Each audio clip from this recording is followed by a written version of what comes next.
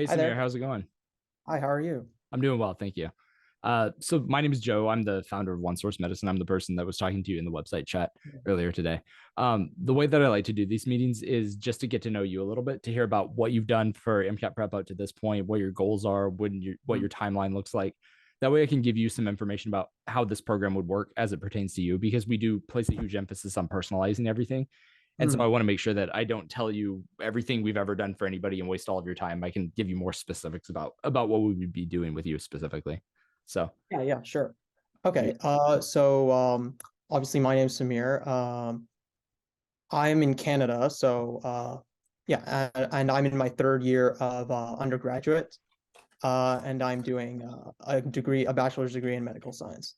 Okay. So I took the MCAT for the first time actually already last summer, it was on September 1st. And in terms of my preparation for that, I basically spent the whole summer just going through the Kaplan books. I had also bought UWorld and the AMC, all the question banks and all of that stuff. But I think for me, the problem was that I was focused too much on the content review. So that actually took, I think, about a few months. And so I only had about 3 or 4 weeks of time to do like questions. So I didn't even get to touch UWorld. So I haven't even opened the subscription.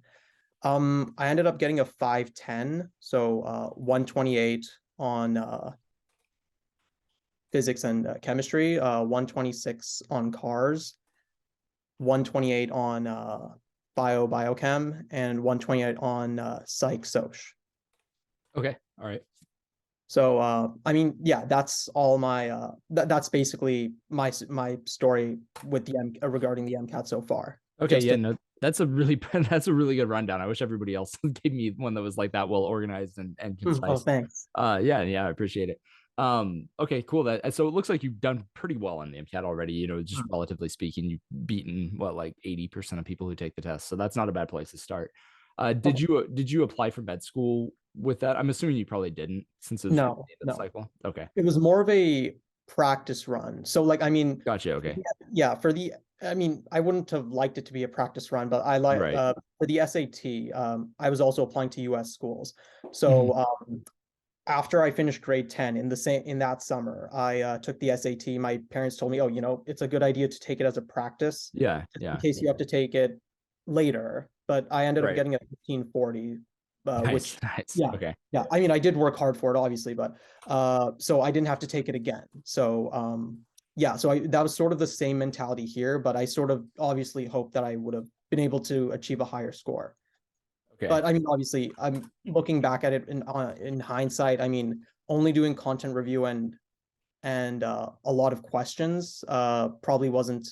I mean, I don't think I planned as effectively and efficiently as I could have. Right, right. No, I totally understand that.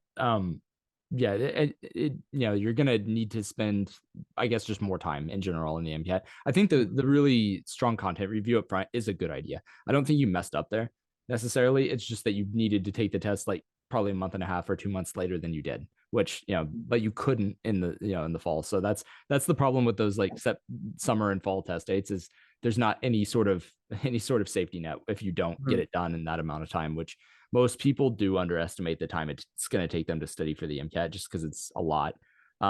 There are also a lot of resources out there that probably tell people to spend less time on it than they should, simply because 3 months used to be conventional wisdom to prep for the MCAT, and it's not the case anymore. It's just the test has gotten a lot harder over the last 10 years or so. Mhm. But okay, cool. But you're in the right place to to talk about that. I saw that you were pretty adamant about wanting to get a 528 in the chat on the Yeah, site. yeah. Yeah, I hope I didn't come across as like really rude or anything No, no, you didn't at or all. arrogant. Like it's just I mean, regardless of applications to med school, like I Mhm. mean, I just want to do really well on the test for the sake of, for my own sake Yeah, and yeah. just to, just as a like a challenge. I like that challenge sort of factor. Obviously, Okay. I want to like achieve like that high of a score as well for medical school purposes as well. But yeah, Yeah. Okay. Yeah. I just wanted to make sure that you are aware of like what a 528 means versus Mhm. the 520, 524. If I were on an admissions committee right now, which I'm not at the moment, but I have been before, Mhm. I would not care about the difference between, say, a 525 and a 528. I'm the only person I know who has gotten a 528 on the MCAT. But there are people in this company who have gotten, like, everybody we hire has 525 or better. Mhm. And that's the same score in my opinion. Okay. The 528 is versus 526 Mhm. is like luck. It's just Yeah, pure it luck comes down to luck. in my opinion. Yeah. And Yeah. I've just like done it enough because I've been in the MCAT space for like almost a decade. So Mhm. uh so I'm just the person who has been lucky enough to get that on a Mhm. test. But so I just wanted to make sure that you were aware of that. That like a hard No, 528 isn't the I yeah. mean, I understand, obviously. I mean, Okay, yeah. that was just sort of the same mentality as I had with the SAT. I mean, Right. No, obviously, it's I again was like, valid. oh, I have to get a 1600, but I mean, that just sort of put more pressure on myself to work Yeah. harder. So, I mean, that's the The, same idea here. I mean, yeah, honestly, yeah. like deep down, 525, 526, all the same, really. But Yeah, yeah, yeah, yeah. just, Okay, cool. for the Yeah, yeah. drama, Yeah, no, I agree with it. I just wanted to make sure that that obviously. was the reason, the way that you were thinking about it, because Mm, sometimes I'll hear people say like things like that, and they don't know what they're talking about. mm, mm. So, but it sounds like you're thinking about everything the right way. Do you currently have access to UWorld still, or do you Yeah, so I actually never opened it. I thought that 3 or not? 4 Nice. weeks wouldn't have been enough, so I thought I might Yeah. as well save it in case I have to, do it again. Okay, smart. So you do have a UWorld account that's ready to go Yeah, whenever you want to unless start. Okay, cool. I don't know if it automatically expires, like, I I don't haven't think they tested do. at all. Yeah, okay, Yeah. okay. Yeah, Then, we can maybe message them and ask them about it, but they're not their support people aren't super helpful. So the reason I ask that is we have a bit of a partnership with mhm, UWorld where we provide a free UWorld account for everybody who works with us on MCAT. However, if you already have a UWorld account, then I can yeah. just give you a discount that is the price we pay for UWorld from your MCAT package. So just so you Oh, know, yeah, you'll I get saw a that. 200 and whatever dollar discount, whatever UWorld costs now. Okay. I think it's 259 is what we pay for it Mhm, from the price of your MCAT plan if you do decide to work with us. okay. Yeah, so that's a good thing. All right, so your goals are to score really high on this. Do you know what your time frame is, like when you would like to take the test? Okay, so, I actually right now I have, it's scheduled for June 26th. Oh, sorry, June 24th, my bad. Okay. So, yeah, about that. So I've heard a number of things that like that is sometime that might be late, or I mean June 24th or around that time is what I hear is the most like the latest that you can actually sort of take the MCAT without really being like for rolling admissions, obviously Mhm. it might hurt your chances a little bit, but I wanted to give myself enough because I mean if I'm not ready by June 24th, I'm not taking it anyways. So Okay, yeah, because like that's like I four this time I months. want to this time I like even if I don't even if it means I don't have to apply Mhm. this cycle. Like I just want to make sure that I'm ready for real. Because last time Yeah, I do think I was not like actually prepared yeah. Okay, much as I totally could makes have been. sense.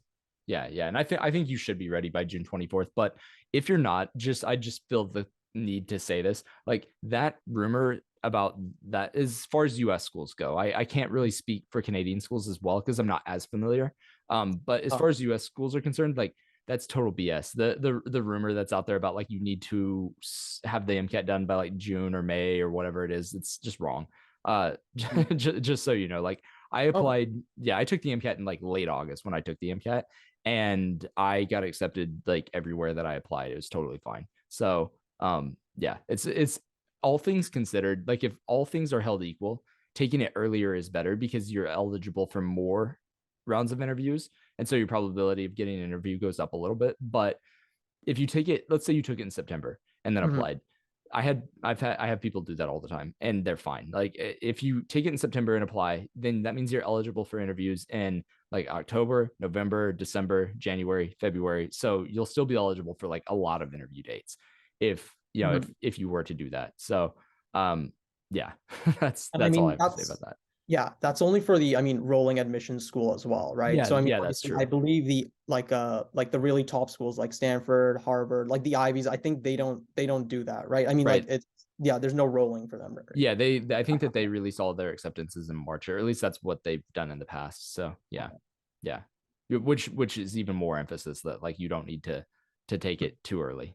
Mhm. So yeah, I always just say that to people just to make sure that they're aware because there's that rumor has been propagated way too much in the pre-med space. Everybody thinks that they have to have this done by by June, when in reality, this is just not true. So yeah. Okay. Yeah. So okay, so June 24th, though, I think is a good date for you to plan on taking it. If we did need to push it back, we could do that. But I'm good with that right now because you've already prepped for it some. So you know what you're looking at. 4 months, I think, is plenty for this. Yeah, what did you take all of the AMC practice tests before, or did you take some of them, or where are you on that? Okay, so I took the first one. So I started all of them like I mentioned, like about 4 weeks, I think. So I took the first test that I took was the sample one, the AMC full length sample one, just because I heard that it was easier and I was a little bit scared of where to start. Yeah. So on that one, I think, I mean, it doesn't give you like a Right. percentile, like a score, but I mean, like translated, I think I got like a 517 or Okay. something. But that, I mean, people do say it's a lot easier. Yeah, it's a little bit easier. Yeah. Yeah. Then full length one, I did that, I think the next week. And I think on that one, I got a 512-ish, which was, I mean, I sort of expected like the score to go down after the sample one. Right. Full length. And then I took full length 2 and 3. I left 4 just in case I had to take it again, but I guess Right. full length 5 has also come out now. Yeah. So on full length 2, I think I got 514, and then on full length 3, I got a 520. Oh, nice. Okay. Yeah. All right. Cool.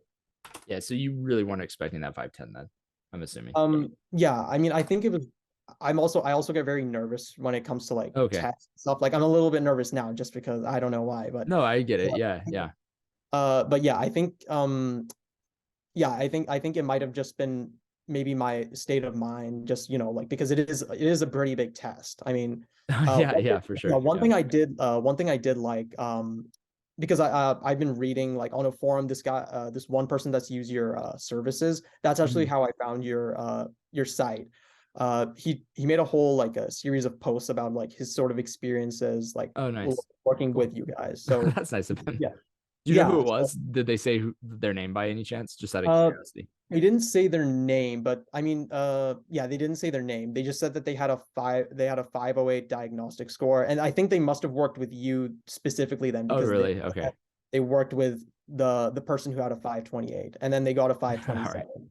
Oh, Yeah, okay. I know who that is. Well, like not that many people get 527, so I probably know who yeah. it is. We've had 2 people get 527s in, since I started the company, but Mhm. uh Yeah. yeah, yeah. Like, yeah, I think he took it on September 10th last year. He Okay, actually had to yeah, push I it back definitely 2 months. know who that is then. Yeah. Okay, Okay, all yeah, right, okay. cool. I Yeah. think you know. Okay, yeah. Yeah, yeah. Yeah, that is just 527 is an uncommon score to Mhm. get. So yeah, Okay, I probably. know who that is. All right, cool. Well, that's very nice of it. I didn't realize he'd made some posts about it, but I appreciate that because Mhm. obviously like getting customers is the hardest part of running a business. But Mhm.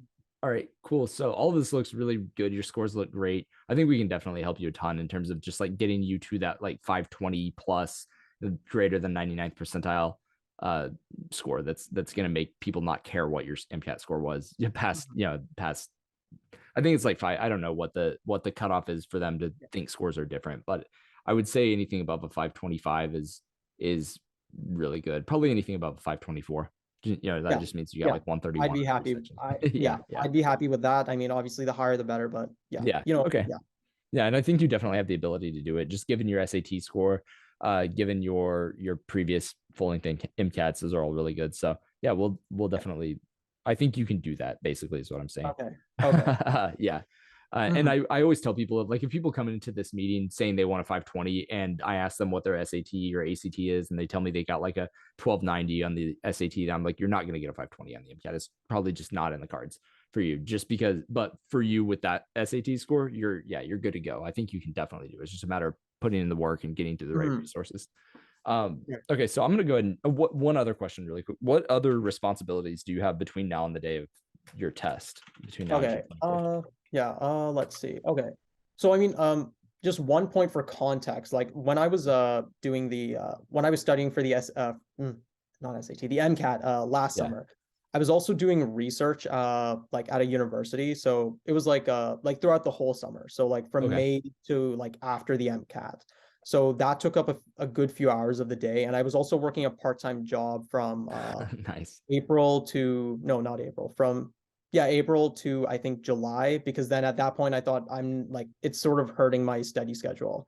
Yeah. So that's just context for that. But from now until June 24th, um, I have I think the only real thing is the only big major thing is exams. Like my exam period is from April 10th, April just to be safe actually, April 7th to April 25th. That's when my last exam is. And I mean obviously I do want to continue obviously working on the MCAT during that time. I think like the biggest problem for me is sort of I think first of all, I like strategy and sort of planning is like it's not an issue for me, but I think for a test of this caliber, like Yeah. when I was prepping the last time, like I was reading all these forum posts on like, oh, this is a Yeah. good strategy, this is a good strategy. But like for car specifically, like I could never like even like a few days before my test, like I never really sort of like settled on like a this is the strategy I'm Strategy. going Yeah. to use just because I was so over the place. Mhm. So I mean that's sort of what I was, and like the whole structure for my schedule as well, my for studying the MCAT.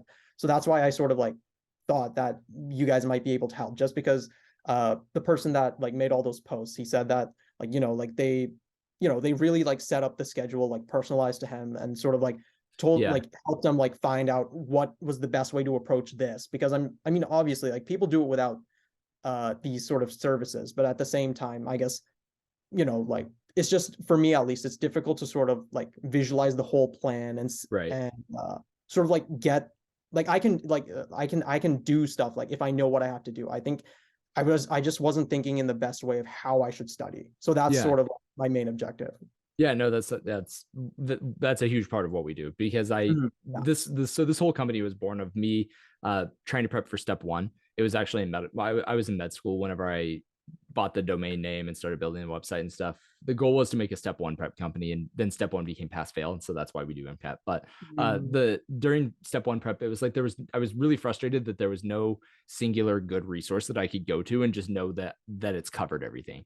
And I was just annoyed by the amount of time that I had to spend like on the internet googling like what you should use to study for step one. And so I was just like, Mhm. be great if there was a resource that I could just go to this one place, they tell me what to do, and I just do it. That'd be awesome. And so Mhm. that's why that's like the inspiration for this. And so we do that for the MCAT. That's kind of the idea here, is that we can give you literally everything you need to do between now and the test, and that way you don't have to waste more time on the internet looking for stuff, and you can just wake up each day and get to work. So I'm going to Yeah, go and yeah, share sounds my good. screen and show you what this whole thing looks like from our perspective. Let me see if I can do this really quick. I've got a ton of windows open right now. I've Yeah, been no problem. meeting with Same, people all day same, today. honestly.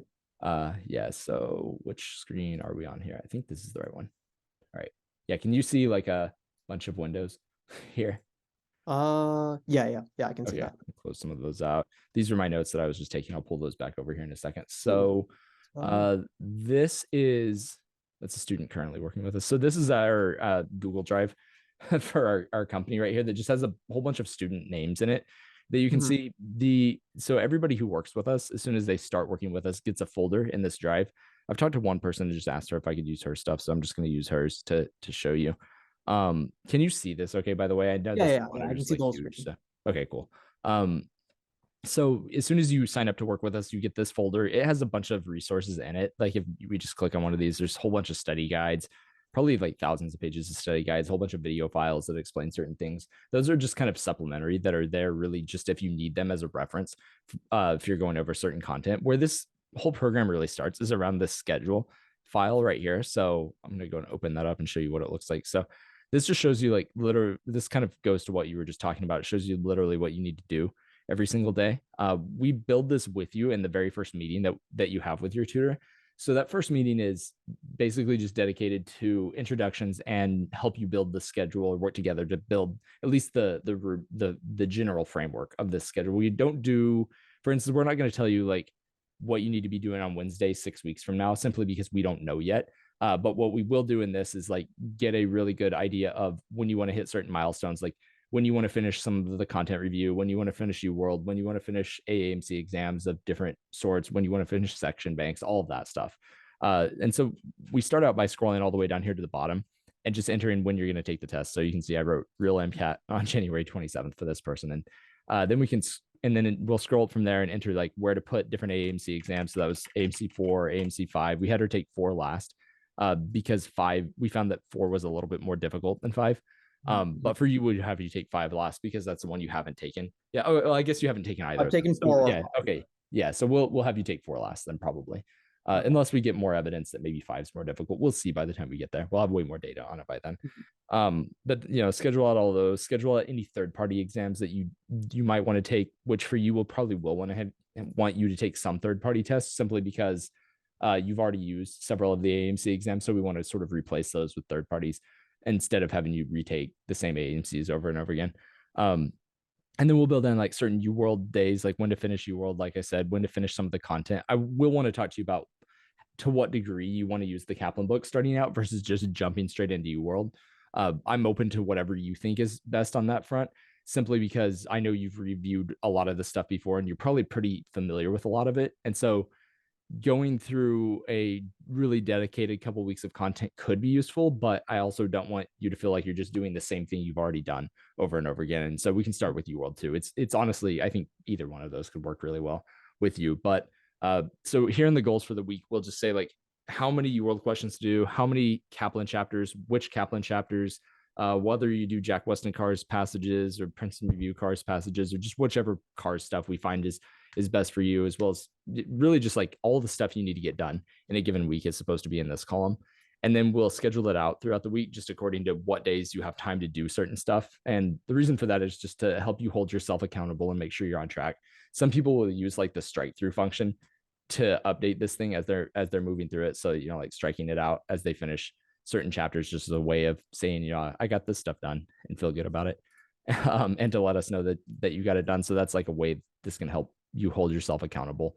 But then, so after we build this schedule out in detail for the first week, we'll turn you loose to do it for that first week. But if you start on the first day and you get done with 3 days of stuff, then you're always welcome to text us and be like, hey, this isn't working. Like I've already finished through Wednesday and today's Monday. And then obviously we can come in and change some stuff. So the first week or two, there's going to be a lot of flux in what we have here, just because we want to make sure that it's working for you. So we'll do some changing around of this constantly. And then especially as you get into doing a bunch of UWorld, we have a faculty portal with UWorld, which you can see in this tab over here, the one that says UWorld faculty portal, that is going to show us how you're doing on everything. And so we can like see all the tests that you've taken, as well as this was just with a person I was just meeting with, but see all the tests you've taken, see a section breakdown, like how well you've done on any particular like subtopic in here. And then that's going to inform us what stuff, and it's going to inform what chapters we want you to really go back through from Kaplan and review more thoroughly, as well as what stuff we need to talk about in our meetings, or whether we need to sign some supplementary resource for you to cover one particular thing. For instance, with him right now, it looks like he's really weak on musculoskeletal system. And so once we get through some of the other things that are a bigger priority for him right now, which like in general, his biochem is a little weak, so we're addressing that first, then that would be like the first thing in this biology stuff that we would touch base on, just because he's doing relatively poorly there. So that's how we use a bunch of evidence to inform what you need to be doing each day, as well as your performance in the actual meetings that we have, which I know I haven't mentioned yet at all. So we can go to that next. But any questions on the whole scheduling aspect of this? Not so far, no. Okay, cool. So anyway, that's what that ends up looking like. We changed this a whole bunch just to fit around you, and you're welcome to make any suggestions too, because obviously how you learn. You can see that whenever we do the Kaplan chapters, we jump around quite a bit. The reason for that is because I've done this forever. So I taught the Kaplan course for 4 years before I started this company. And I found that certain chapters tend to talk to each other really well in terms of the way that they show up on the MCAT. So like, for instance, this week is a really good example of that, because I've got physics 5 and 6 here, which are electrostatics and circuits, as well as Gen Chem 11 and 12, which are redox and electrochemistry, and then biology 4 and 11, which are nervous system and musculoskeletal system. And so you can see how all of that sort of fits together and uses this idea of like a concentration gradient juxtaposed against an electrical gradient to determine movement of ions across a semi-permeable membrane or whatever. All of those ideas are likely to show up tested next to each other as well. So that's why we put them in the same week. So anyway, I will shut up about that and move over here to the actual meetings. So during these meetings, you can see these are the notes I've been taking since we've been talking. We all use the same interface for our meetings, but we all use these artist pen displays. They're basically these big monitors that lay down flat on the desk that we can use the stylus to write stuff with. It just allows us to draw pictures throughout the meeting to illustrate things a little bit more effectively. So this is all stuff that I've just drawn like inside of actual meetings with people. I can pull up more of it if you want, but you can kind of see how this works out. End up drawing a bunch of molecules, figures, diagrams, graphs, typing stuff in sometimes, just whatever we need to convey whatever ideas that we're covering that day. The way that we decide what we're going to do in a meeting is simply by looking at your syllabus of things that you're supposed to be covering, and then starting the meeting out just by asking you what questions you have. That's not for the purpose of abdicating the responsibility of making a lesson plan or anything. It's just to make sure that whatever we talk about is actually relevant for you. This is also born of my time teaching for Kaplan, because I noticed whenever I would show up to teach those courses, and I taught like their big course, where they have several hundred people in it. I would notice that there'd be a huge chunk of the class that was just way too far behind to get anything out of our pre-planned lesson that we had that day. And then there'd also be a huge part of the class that was too far ahead to really care what we were talking about either. And so I found myself teaching to just this minority of people kind of right in the middle, and nobody really seemed to get much out of it. So the reason that I decided for us to only hire people who've scored 525 or better is to make sure that we can answer any question at any time that you have. And then we can take those questions and sort of roll them into a really big picture discussion that helps integrate ideas in a way that you're actually going to see them show up on the MCAT, rather than just like going over how these acids and base equations work for the 500th time in your life. Obviously we can explain that too, but for you, I think the big picture integrated top discussions are going to be a lot more important. But anyway, that's what we do a ton of this drawing stuff out early on in the process for people as they're doing content review. When they get further in and they start doing more passages, especially through UWorld and through some of the AAMC material, we shift gears and we'll end up pulling in a ton of different passages. So for instance, you can see this passage is one that I was reviewing an AAMC exam with somebody. You see the pictures that I drew out to demonstrate like what's going on there. And we paste the questions in sometimes. I'm trying to find one where I've drawn like a whole bunch of, that's like an endocrine diagram, but oh, here we go. So this is a UWorld passage that somebody brought me where the guy had missed like 4 out of 5 questions on the passage or something. And so the way that we went through this together was that I went through it just showing him how I would read the passage and things that would jump out at me from the passage as I'm reading through it. And most importantly, how to predict questions from the passage, because that's what really matters. Is if you can predict all the questions, then you can probably get all the questions right, or at least most of them right, as you're reading through the passage. And it just makes you more efficient reading because you're actually paying attention, and more efficient answering the questions because you read the question, you kind of know the answer already, you already predicted it. So then you just match the answer choice. This is an example of my notes that I took while I was reading through. So we'll also show you like different note-taking strategies that are likely to complement the way that you're approaching this stuff, and how to really think about these passages in a more efficient way. Tons of test-taking strategy, especially in like the second half of your prep process with us. And then obviously if like you don't know something that's important to know for a given passage, then we can always jump over here and like go over whatever it was that was, that was causing you a huge issue there. But any questions on this stuff, or like what we do in the actual meetings here? No questions. I just want to, I guess, revisit that point of predicting the questions. So, the person I was talking about, he really put a big emphasis, like especially on cars. Like, he made a post specifically about the car section on how you guys sort of like, like taught him how to like predict the questions, how to sort of like look at the passage more of like as an argument, more yeah a main idea. Like the whole like write down like with a like after each paragraph like the argument of each paragraph, and then sort of later ditch that whiteboard. So just like yeah. So yeah, I thought like that was good. That's really, really good. So that's sort of what I'm looking for.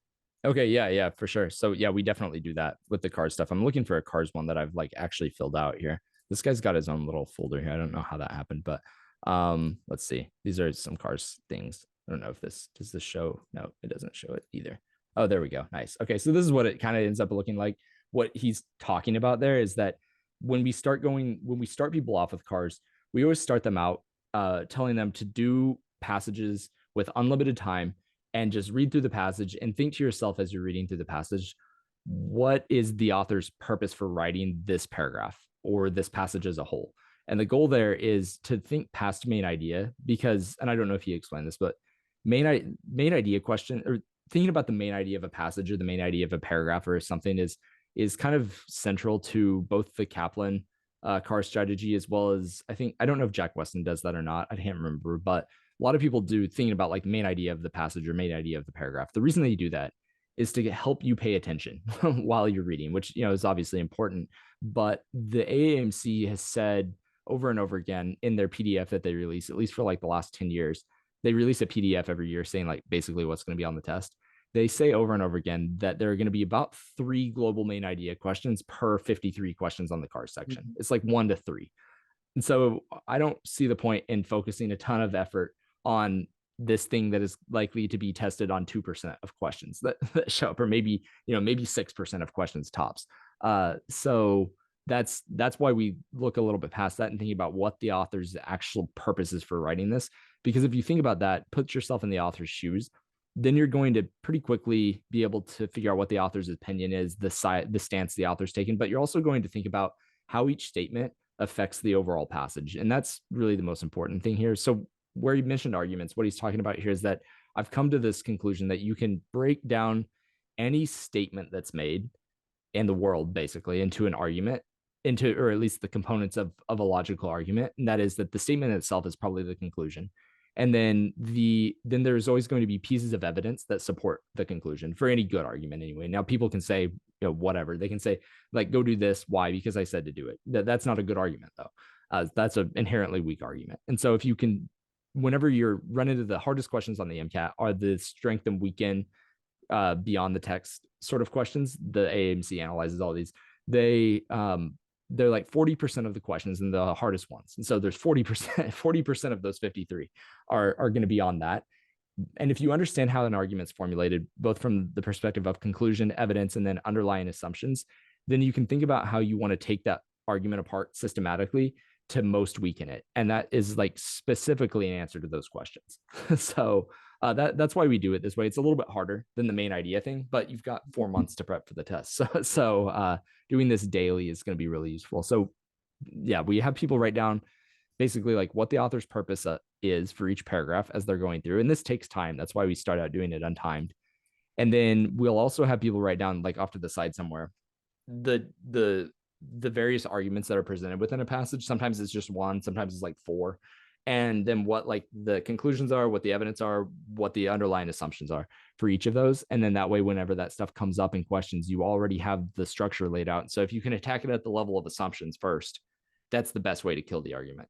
If you can't find something that invalidates the underlying assumptions, and usually you can't, then attacking the pieces of evidence are going to be next most important thing. And you can't attack the conclusion without attacking one of those things. So that's how does that kind of answer your question on what you're looking for here? No, it does. Okay, and perfect, I think like a lot of the things that you just mentioned, I think he also tried to explain like the whole like the conclusion okay, at the end, and then the pieces of evidence like right before it. So yeah, I get what you're saying. Okay, perfect. Yeah. And then so as you move on and get better at this, once you've been doing it for like a couple months, we'll slowly add in time. It probably won't take a couple months to add in time, but we'll add in the timer at probably like, I don't know, 16 minutes, something like that to begin with, and then slowly decrease it to where you're at like 9.5 minutes per passage plus questions, because that's about what you need to do the car stuff in. Yeah, And then we will also eventually allow you to stop writing this stuff down, because I don't know if you're like, unless you're a really fast reader, this doesn't work on the MCAT. That's the one thing.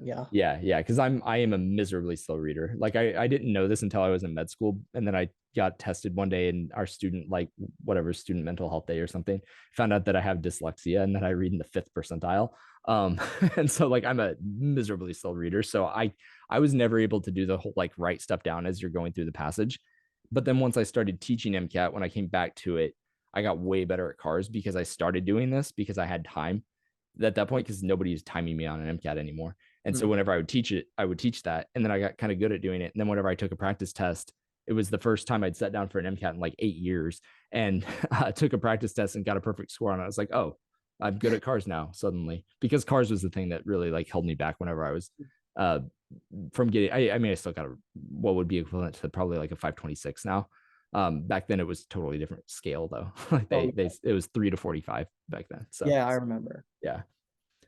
Anyway, so that's what cars looks like from our perspective. It takes a lot of practice. So if you For did sure. decide to work with us, we would start you out doing at least one cars passage a day, every single day from now until your test, maybe more than that, just depending on how much time you have to put into it. But yeah, it's Mhm. just like get the strategy and then get good at the strategy before you give up on it. And it takes maybe a month, 2 months, something like that before you start to really get good at it, Mhm. which I know Yeah, is annoying, I but get yeah. that. Yeah, yeah. Okay, cool. So any other questions on what we do during like the actual meetings? I've got like one other big thing to show you here. Like what Yeah, just really quickly, yeah, go ahead. I wanted to ask, so, again, coming back to this person, he said that, like with UWorld specifically, that you would work in like 10 question sets just so Mhm. that like we're able to sort of like review the questions and your mistakes afterwards. Yeah. I wanted to ask a little bit of about like how would I mean, obviously you did touch upon like, oh, like if there were any like main concepts that were missing there, that you would go over them.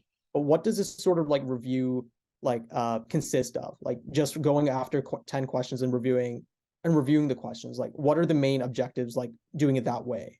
Oh yeah, yeah. So the main reason that we do the 10 question blocks instead of longer ones is just because if you do a 59 question U world set and then come back to review it afterward, you've just done 58 other questions since you did the first one. And so you probably don't remember that much about the question or the passage or like what your thought process was. And so by cutting it down to 10, we allow you to not have to do it on tutor mode, which tutor mode screws it all up because you're getting a really solid explanation to everything immediately after the question. So by like question 5 of a passage, you know way more about that passage than you would have ever known before.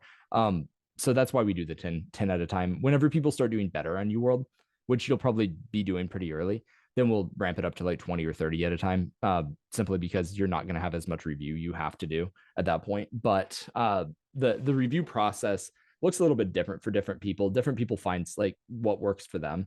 In this, for instance, I don't ever study anything without writing stuff down just because I can't pay attention on it. Like I find my mind wandering if I'm just sitting down reading. Whereas if I'm making a study guide of some kind, that Mhm. works a lot better for me personally. So I have kind of pushed that onto a lot of people over time. It just works better. So I would recommend the way that I would do this, the way I used UWorld in medical school was that I would take the test, whatever test I was taking, then go back and I would always mark questions I wasn't sure about. That way if I even if I guessed and got it right, that I would still know to go review that question. So I'd review all of the marked and wrong answers. And then the ones I got right, I would also maybe like skim just to make sure that I got it right for the right reason. But review all the marked and wrong answers. And then as I would review it, I would read the stuff and also try to get in the same like frame of mind that I was in whenever I was taking it, review the stuff and read all of it and try to reconcile all of it in my head and then try to write everything down or try to type down some bullet points in my own words about like what I was missing. So, like if half of the explanation makes perfect sense and I already knew that, then I wouldn't write that stuff down. I'd just like write the stuff down that I was missing, trying not to look back at it because then you're like pulling it in whenever you're reading it and then processing it and then putting it on the page in your own words is like a third step in having to, I guess, wrangle that material and fit it into your own worldview. Some people like to do this by writing those notes into the appropriate Kaplan book pages. I found that to be hard to do because it's hard to find like where it needs to go, and it can just be really time consuming. Some people like to make Anki cards with the UWorld stuff, which I think if I were studying for the MCAT right now, I might try. But different all of the point is to like read it, process it, take some notes in your own words. Where you put those notes honestly doesn't matter that much. Some people don't ever even make it back around to reviewing the notes. I mean, you want to try at some point, but Yeah. the point of taking the notes is for the sake of taking the notes, not necessarily having the notes. So yeah, Yeah. yeah, you want to be careful not to like over format the notes either, because that that's a huge pitfall that I see people do all of the time in this is they'll spend like 8 hours on a chapter and I'll ask them why and ask if I can see their notes and they show me this thing that's like ready to be published. And so you can't do that either. Yeah. Yeah. So Yeah. I think that's part of the reason why like it took me so long, like the content review, because I was like basically summarizing everything in the margins. So it was yeah, it was Yeah. Yeah. text and then like my writing, like wherever there was white space. Yeah. Yeah. Yeah. So you wrote into the books themselves. Basically, yeah. Okay, cool. That's how I studied for step one. I think it works pretty well, but yeah, it's super time consuming. So Yeah, that's for yeah. sure. Yeah. And there is a component of like, I know there's a lot of people in MCAT space who think content review is a bad idea. I don't go that far. I think that content review is important and necessary. It just takes longer than people expect it to take just because there's a lot of material here. But doing it is going to be, you'll be glad you did that eventually, just because like you probably were way more familiar with this stuff after all of that than than you were prior, and so that it'll help down the road for sure. Yeah. Yeah. So yeah, and we'll continue doing content review like throughout the whole process. It's just going to be sprinkled in with practice questions and stuff. So like for instance, if you're getting crushed on acids and bases, I'm going to tell you to go read the acids and bases chapter, something like that. But every time you go through those books too, especially if you've been doing practice questions and stuff and having these discussions, it's so fast. Getting through the books gets really fast. Like I read all of the Kaplan books the day before my MCAT, just because I could at that point. Like I'd been through them so many times, and so it wasn't a big deal. But I don't recommend everybody do that. But it's just like what made me feel better that day. So Yeah. I totally get it, because the other like this person again, he said that like he did a first pass and then like a second pass, or like that's what he was told to do. Yeah. Sort of like it wasn't like, and then I sort of saw my own flaw there, that like it was the point of the first pass wasn't to sort of like absorb, like to understand, memorize everything. Oh yeah. Make it to like to sort of just contextualize yourself a little bit, just so that you can like start attacking the questions, and then so that you're further like your later content review is more specific. Yeah. The guy that you're talking about, I think he did like 4 ultimately, but I don't know if he said that in the thing. But yeah, I'm pretty sure I told him to do 4. Just because, but the last one is kind of a throw. The last one takes no time at all. It's like literally like 2 or 3 days that the last one should take. So yeah. Yeah, his second one, he said that he only mentioned 2, but he said his second one was only 2 weeks for like the whole thing. Yeah, that makes sense. That sounds about right. He probably doesn't count it as 4, because it wouldn't have been like 4 like dedicated passes. It would have been more like, okay, now go do these chapters since we talked about this stuff today. And it's kind of like outside of everything else. Yeah. So any other questions on like the actual meetings, what we do in these? No, that you've explained it very well. All right, awesome. So then the last huge part of this that I want to show you is what we do after the meetings are over. And this kind of goes back to that folder that I was showing you. So coming back to this folder, we will always upload all of the notes from all of the meetings that we have into this notes from our discussions folder right here. And so you can see there's like tons of pages of notes here. This is just so that you can be totally present for the discussion during the actual meeting. I don't know why this, oh yeah, I guess this monitor's huge, but yeah, so you can see these are just like light and optics things that I wrote during this meeting with this person. Tons, there's just always going to be a bunch of this stuff. But again, it's just so you don't have to worry about taking notes. Now you can take notes in the meetings if you want, but just trying to be efficient, it's probably better if you just like look at these later if you want to look at notes after the fact. And I could show you a ton of these, but then so most people I found probably don't use these that much, that we've gotten away from them as being super important, because what we've done recently is also start uploading all of the video files from all of the meetings. So we record all of our meetings in Zoom.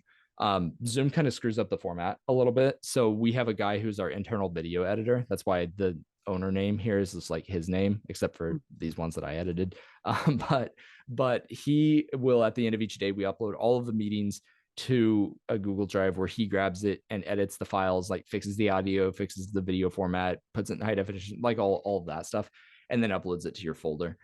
So those are there, they're edited and good to go for you to review any stuff if you do want to review some of it. I found people to use that quite a bit recently, especially the YouTube playlist. So this student worked with us a while ago, so I don't know that she has one. Let me get somebody else's. We started uploading all of those videos also to an unlisted YouTube playlist for each student. So let me show you what it looks like. That way you can just like bookmark that in your browser or save it on your phone or whatever, and you just have access to all of your meeting videos. So hers are all just like right here. It's just like lots of meeting videos here. Yeah. So you can see how some of them have like the bars like halfway through. That means she's watched a few of them here and there over the course of time, just to review certain things, because that works pretty well for different concepts, because you can be like, I don't understand titrations, and then I can explain titrations. You're like, great, I get titrations, finally, awesome. And then a week later you miss 3 questions on a titrations passage, and you're like, I have no idea why that made sense a week ago. So you can just go watch the video, and obviously we can explain it again, but just to save yourself time. Sounds great. So that's there. And then the last major part of this that I should show you is this hour tracking sheet. So let's see if I can make this to where can you see this better now? Yeah. Okay, cool. So this hour tracking sheet is just because everything on the site is priced based on hours. working with the tutor. We keep really close tabs on that. So at the end of each meeting, the tutor will come in here and enter the date of the meeting, as well as the total number of minutes spent in the meeting. You can see this is pretty variable because some meetings will just be shorter because you don't have as many questions and all this stuff makes sense. And some might be longer because we're making more progress that day or whatever. And then in this column, we will always upload the number of those minutes that we view as being billable. And so to us, what that means is time spent actually efficiently prepping for the MCAT, rather than time talking about like whatever you did last weekend or whatever happened in the news recently or any of that stuff. We also don't charge for like making the schedule. You know, that schedule I was showing, or messing with the schedule. Yeah. So like this second meeting right here is that planning session where we were making the schedule and all of that. Oh, You can see that that's great. always 0 billable minutes. So and also this meeting right here is just what you and I are doing right now. It's like the consultation meeting. So those two obviously free. And then from there, you can see this column just counts down like the percent of each meeting that was billed. This person's a little lower. I'd say most people are around 85% total, but hers is 80 right now. But you can see how each one gets billed each day. This allows us to just make sure that whatever you are getting from this is at least what you expected it to be, if not more. So we have a company policy where nobody's allowed to charge more than 95% for any given meeting, just because I feel like there's always inefficiencies there. So that's just like the policy.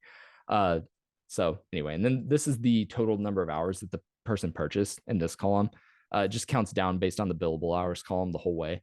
This person actually started with 20, and then she, with the intention of coming back and getting more later, because she just wanted to make sure that this was going to be helpful for her before she committed to 40. And so you can see she starts at 20 and then it counts down, and then later she gets 20 more. I see. So Okay. yeah, so that way you just always know how much time you have left and how much you've spent and all of that. And then this just shows you whatever you covered that day. That way, if you do want to go back and watch some of it later, that you can do that just by just like clicking the YouTube link in the thing next to it. Oh, it wants me to prove I'm not a robot because I have a VPN. But there we go. So yeah, this shows you kind of what these meetings look like. It looks like I'm in that meeting, but yeah, so you can scrub through the video and just see what it looks like. It looks like we were reviewing a practice test this day, I guess, but yeah. Okay. So anyway, that's my whole rundown of everything. Sorry, it's so much information. No. I think it's really helpful. I mean, I think like what you're doing, like the whole system that you've planned out, it's really, I guess, like I can't find a word to describe it. Thanks. Like, yeah. So I mean, yeah, this is like definitely like something that I was looking for, like structure, like like somebody to sort of like guide me through it. Awesome. Okay, cool. Yeah, no, I've definitely, my goal in all of this is just to make this the best MCAT resource that there is. I think that we're kind of there right now, but now people just need to find out about it. So that's, yeah. So all you have to do at any point with any of this is, if there is something that can get better, if you do decide to work with us, just let me know and I fix stuff really fast, because I'm in charge of everything. So so yeah, you can always just let me know, and if it's within reason, obviously, it's not like give me 100 free hours and we can't do that, but yeah. Okay. Will also be maybe during the course of your prep process. I'm not promising this because I can't say for sure, but we're also working on making a whole bunch of practice test resources right now. We just hired like a month, maybe 2 weeks ago, the former director of content creation at Jack Weston. He works for us now. And so he and I are making a whole bunch of practice tests that you will get free access to later if they launch during the time that you're prepping with us. I hope they will, but making the web portal for that has proven a lot harder for me than I thought it was going to be. So yeah, just coding the whole thing up is a lot bigger task than I thought. Makes sense. Yeah. So any other questions on any of this? I know there's a ton of info, and I'm happy to go over whatever. I don't have any more meetings or anything. Yeah, I just had I guess a few general questions. Yeah, sure. Go for it. So I wanted to ask specifically about, I guess, the tutor. So is it like for each subject, would I have a different tutor, or do I have like one tutor that sort of like guides me through the whole process? Yeah, that one. So whenever you sign up to work with us, you'll get a primary tutor. That's not to say that you won't have meetings with other people sometimes, because sometimes you need somebody to fill in, or sometimes if you need additional perspective on a certain topic that maybe you want somebody else's explanation that's not your tutor, we can bring somebody in for that. Right now we have, what do we have? Like 19 tutors working for us, all of whom have scored 525 or higher on the MCAT, and they've all gone through this training process with us, which is relatively extensive. Um, so yeah, we have a bunch of people available. There will be a primary tutor for the purposes of continuity, but also, so if you want a different perspective, if your tutor wants you to have a different perspective, we can always bring people in for that. Either one, you can request it, they can request it. Also, if you get started working with your tutor and you decide you don't like them for any reason, it doesn't even have to be a real reason. You can just let me know and I can change out tutors. And that, that's, you can do that as many times as you want. Mhm. With and I mean, obviously, like, it gets pretty inefficient if you do it over and over again, because it Obviously. does, you do build some rapport and learn how each other work and stuff over time. But anytime anybody requests to change tutors, I'll always go watch the videos back, because I want to make sure it's not our fault. And if it is our fault, see how we can fix that. And if it is our fault, then I'll refund the time that you spent with that person. So that's how that works. I don't know if does that answer your No, question? no, that does, that does. Okay, I cool. just have a follow-up question. Are you Yeah. a primary tutor? I'm not anymore. So the person you talked to was like in my last round of students who I would be the primary tutor for, simply because we've gotten really big in the last, like, I don't know, 7 or 8 months. Like, we didn't have any tutors working for us a year ago. And so yeah, and so it's just scaled to the point where it makes a lot more sense for me to spend all my time reviewing meetings and building new resources and stuff like that. So I still do all of the training for everybody, and that will always be the case as far as I can see anyway. And I always review meetings randomly, so that's one good part for us, and I guess bad part if you're one of the tutors, that that I'll just like randomly click videos and review them periodically as evaluations. And so the quality of this stuff is really good. I think that some of our tutors are better than I am at it. So like I have one person in particular for cars who I've been told by two different students now that she's better than I am at teaching the car stuff. So I'm great with that too. But Yeah, yeah, if that answers your no, it does, it does. Yeah. Okay. I just wanted a little bit more elaboration on, like, because yeah, I sure. know you mentioned like some like sheets and resources, like topic videos and stuff like that, Mhm. that you would provide, that you guys provided, like in addition to like the tutoring service. I just want Yeah. to ask if you could expand on that a little bit. Yeah, for sure. So there are most of the videos that you're talking about there. There aren't that many in there. Mhm. I'm gonna get a new student folder. So this is like Yeah, the sure. default new student folder. Let's see. This is so the whiteboard videos folder. It's got like there are a few different series of videos, which are relatively short, like 4 videos per maybe. Um, and those are just like this one in particular is just like breaking down a passage from the AAMC sample exam, and then also breaking down all the questions from the AAMC sample exam. It's done in the course of 4 videos. I think total ends up being like 25-30 minutes, something like that. Where it's just me, like, it's a whiteboard video where there's disembodied handwriting on stuff, Mhm. and just me narrating it and explaining how to go about answering stuff from that passage, how to approach those questions. Same idea here with the enzyme whiteboard series. There's just a bunch of a few. I don't think it's a bunch. There's like 4 enzyme videos in there. Then there's a whole bunch of like question of the day videos. Okay, not as many as I thought. But these are all just like illustrating specific small concepts. We're going to be adding to this pretty soon. Um, then strategy videos, again, just like how to strategically approach certain things on the test. This one's just like a full biology tutoring session that I send people sometimes if they want a sample. Mhm. We have literally thousands of of hours of videos though of tutoring sessions, and Yeah, so yeah. like if you did need a video of something like that, I can always just grab one from somebody's list. I just have to ask the student just to make sure Mhm. they're cool with it, and send that to you. So this, not a ton of videos that are just by default in the folder, but I can always grab more and send them over to you. And we're going to be adding to this later. The let's see, the some of this, like, so notes from our discussions folder, this is empty right now because obviously it's just like notes from the person's meetings with their tutor. This biochem resources folder is, I think it's not that much stuff in it, but there's a lot of really good stuff in it. So for instance, like this thing that I have labeled as 11-page metabolism study guide needs to have its name changed, but should be 11-page biochem study guide.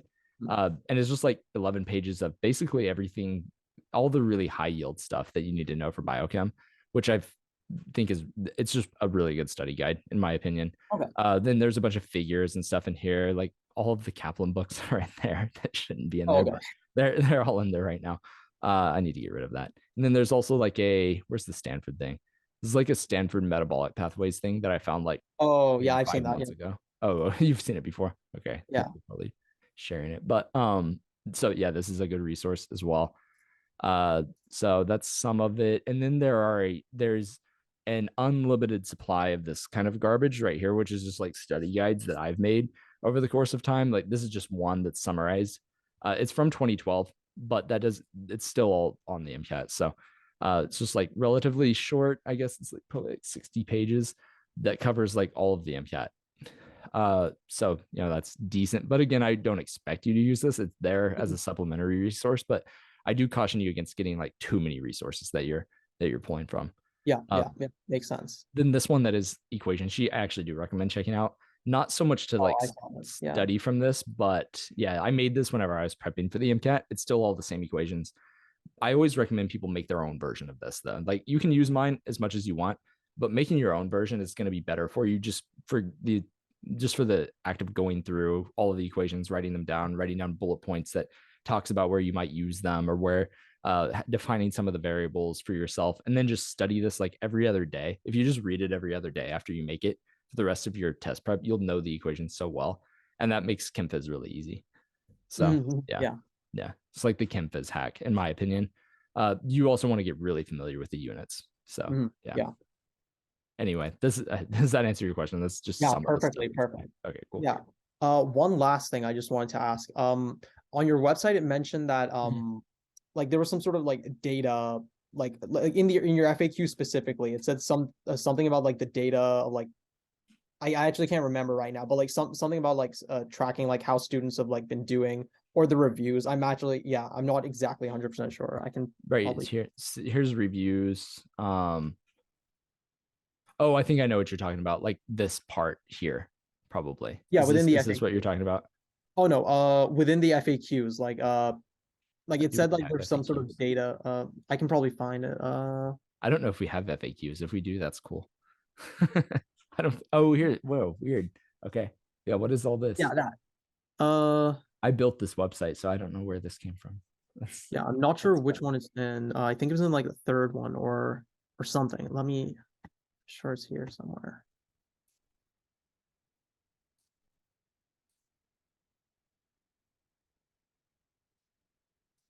I need to read these sometime because I was probably trolling when I wrote some of this. Okay. We're That's rebuilding the website right now, though, so it's like this okay. website's going away in the very near future. Okay. Okay, that's weird. I swear it said it somewhere. Do you remember roughly what it said? No, it just said something about like data, like some sort of data, like or stats on like I think like how like your students have been doing, or just like on how you're on like the reviews. Come on, it has to be here somewhere. This is like part of the new website. I don't know if maybe you saw this, like some of this data, but No, no, no, I haven't seen that. That looks okay. much better though. Thanks. Yeah. I'm learning. But yeah, the current website is awful. So yeah. Oh yeah. Oh, okay. So I found it. So Oh it's nice. in that first what if I'm not ready to take the MCAT yet? Yeah. So I think in the end it says no, we have like plenty more data in the pool from which this arose. Like I was just curious about like what yeah, and said if you're interested, like just contact us. So I just want to ask like what like I was a little bit confused about what sort of data like you were talking about here. I'm looking, where does it say data? Sorry, In I the just first wanted to.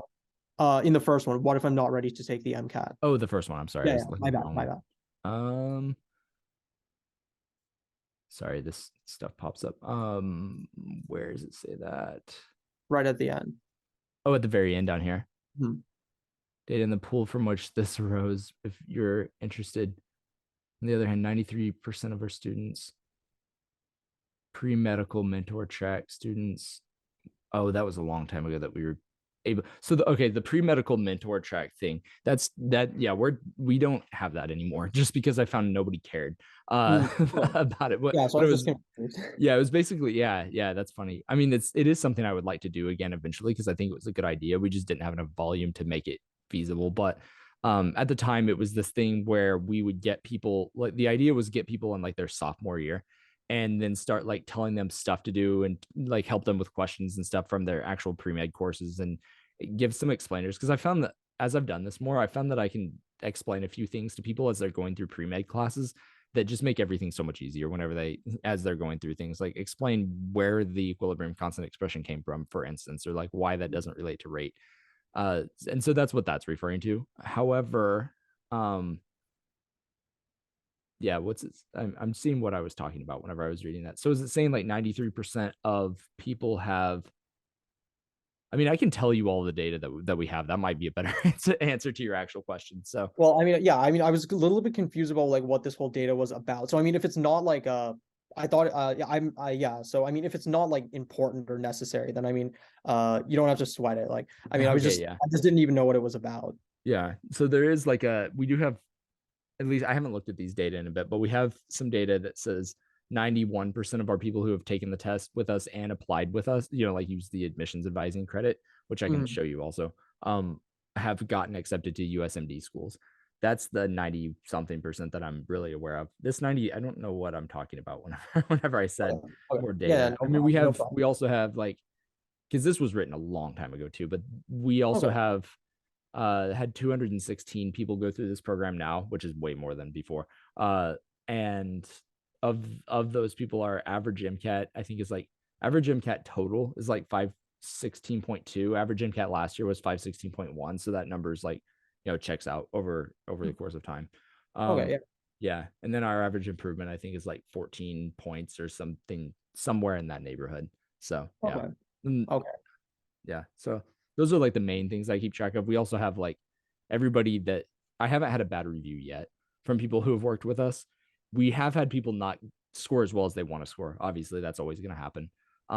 But those people have left good reviews too. They just know that some people just don't do as well as they want to do on the MCAT. But yeah, so I don't know. That's most of the data that I'm aware of. I don't know what I was talking Okay. Yeah. about when I wrote that. Okay. That's okay. No Sorry. problem. Yeah. Yeah, I didn't even know this FAQ section was here. I appreciate you letting me know about this. I'm gonna Yeah. No go problem. delete it. But yeah. Any other questions or anything that I can help with though? Yeah, I apologize. Yeah. No problem. I think that's all.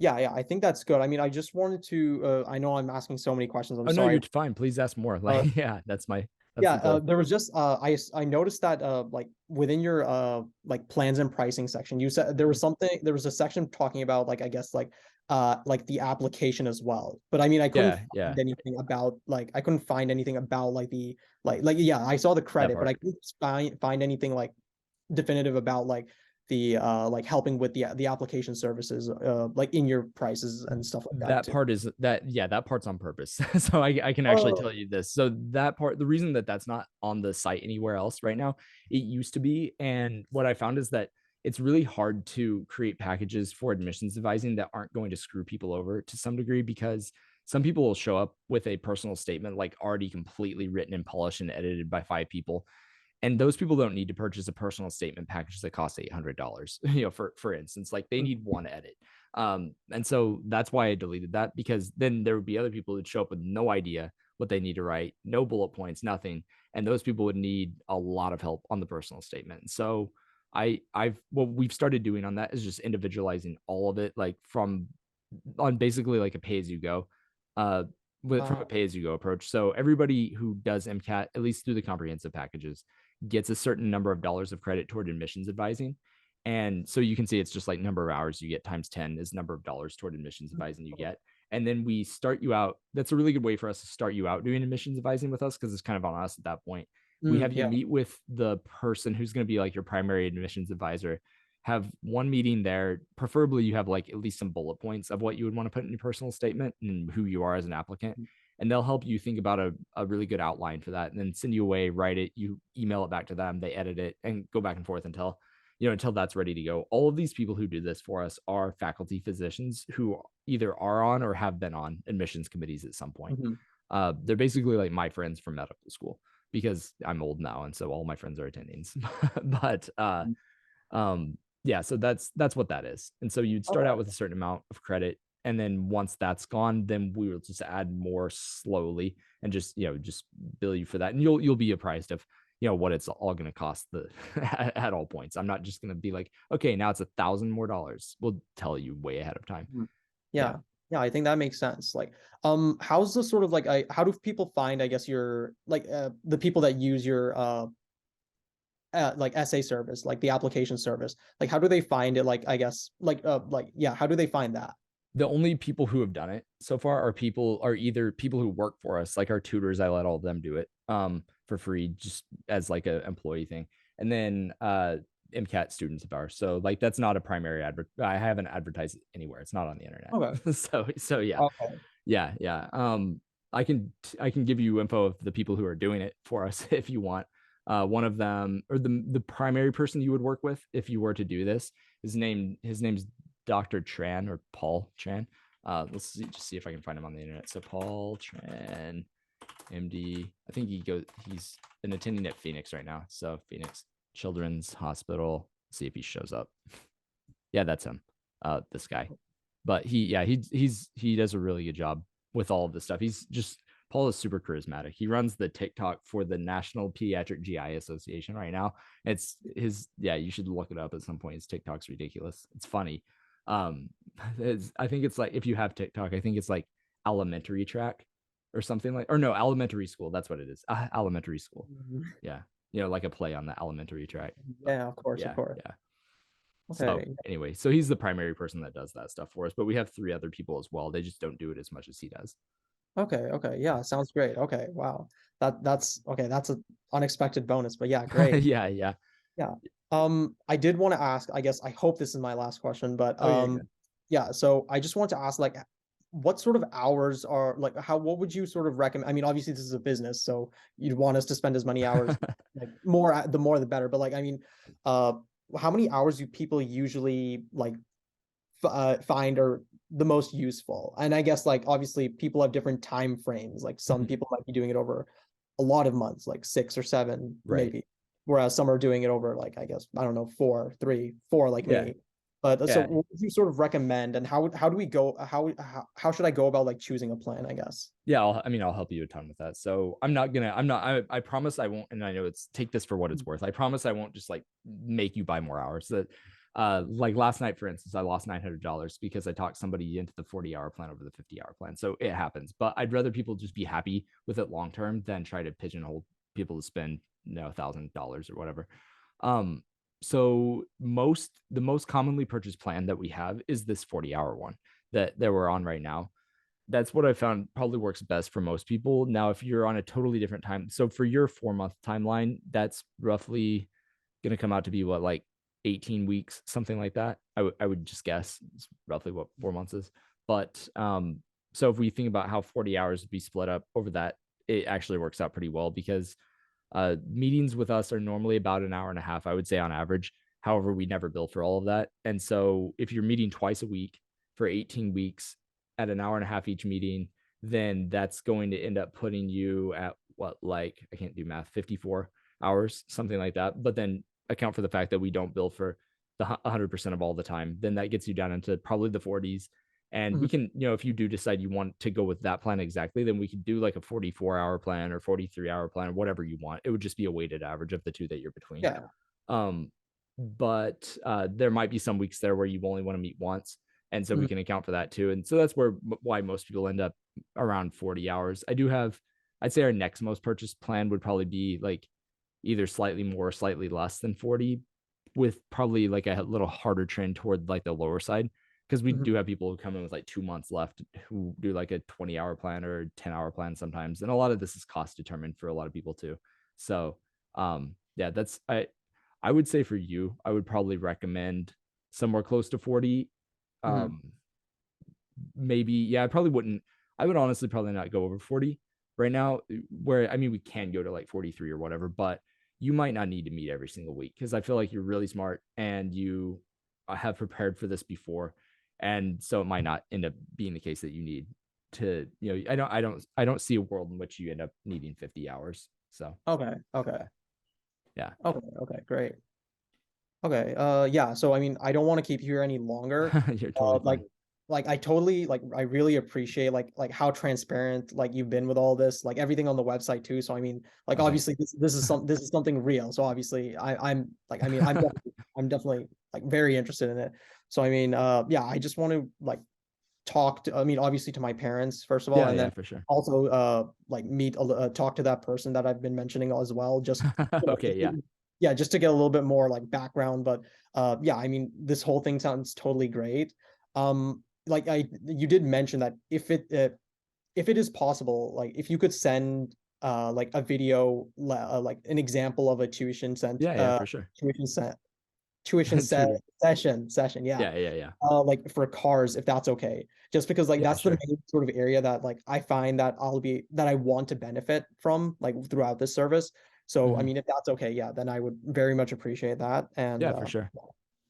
Yeah, I can definitely do that. I just have to find a cars meeting, but I'm yeah, sure no I can. problem, I'm sure I can just like yeah, no scroll problem, through no the issue. list and find some.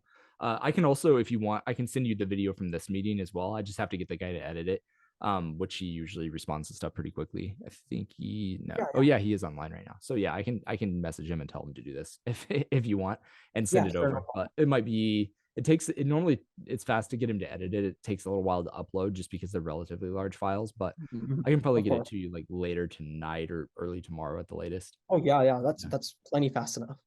Okay. All right. Cool. And then, what is your decision timeline look like for this? The only reason I ask is so I don't like bug you with follow up stuff too early. Mhm. Yeah. So, I mean, I would probably give myself like, I mean, honestly, like, I'm sold. So, I mean, I want to start as fast as Okay. possible. But I mean, Yeah. obviously, I do want to, like, I mean, there, like, I want to just like make sure that I'll be able to schedule all of this like with like all of my school work, because I mean obviously I'm doing like research in a lab as well, so like a few hours a week. Yeah. For And sure. Yeah. yeah, and like I'm on the intramural soccer and futsal team, so Nice. there's just obviously there's just a bunch of stuff, so I just want to like make sure that all of it like plans out like well. So I mean, yeah, so probably like 4 days, 5, 6 maximum, Okay. probably. Okay. Cool. Yeah. Like, I So mean, like you might like if I discuss it with my parents, I discuss it with I guess hopefully my friend by now. Like, yeah. and Yeah. by tomorrow, if like we're all in consensus, I might just send an email tomorrow. Or Okay. yeah. Yeah. Sounds good. Yeah. And definitely let me know. Don't just buy it directly off the website because you do already have UWorld. So all of these Mhm. prices include UWorld attached. So I'll like for instance, the 40-hour Yeah. plan for you would be like 48.90, whatever. No, 48. I don't know. They change their prices all the time. I don't remember, but Yeah. it'd Yeah. be 48 something. So yeah. And so I can send you a custom link for that. I would just need to know how many payments you want to do and obviously like what plan for sure. Mhm. And we can definitely go from there. But I'll probably follow if I don't hear from you in a couple days, I'll follow up. You're welcome to show your parents the video, obviously.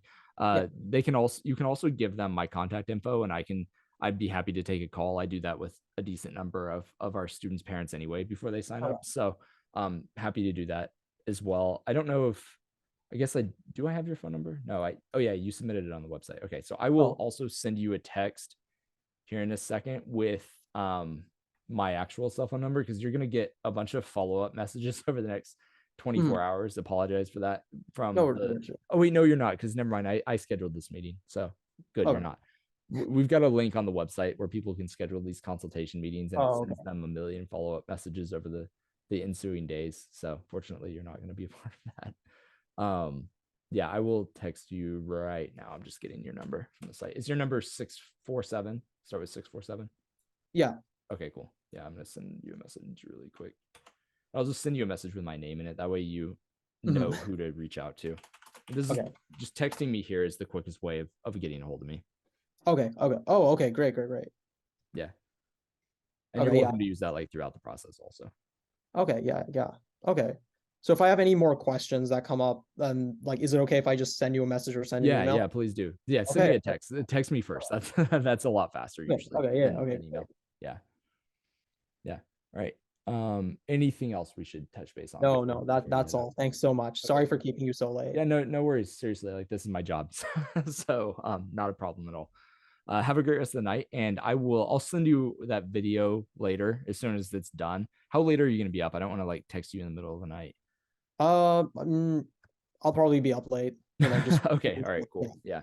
All right. Yeah, same. So and if you ever have things that you need late at night, I'm definitely the person to contact then because I'm always up super late. So feel free to reach out then. But all right, I will talk to you soon then. Yeah. All right. Thank you so much, Joe. Yeah, no problem. Have a great rest of the night. You too. All Bye. right, thanks. See ya.